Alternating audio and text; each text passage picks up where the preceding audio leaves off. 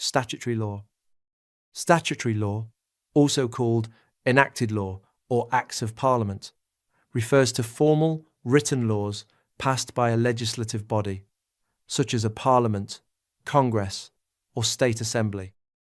How does statutory law differ from common law? Common law is created incrementally by judges through case decisions, while statutory law is proactively written and enacted by elected representatives. In the legal hierarchies of the US, UK, Europe, and Australia, statutes hold supreme authority over common law.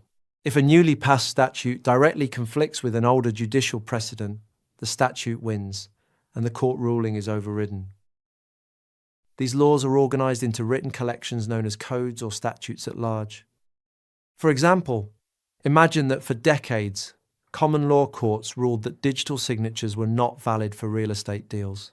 Seeing a need for modernisation, the federal government passes a new piece of statutory law explicitly legalizing digital real estate transactions. From the moment that statute takes effect, all courts must abandon their old common law precedents. They must follow the statutory rules written by the legislature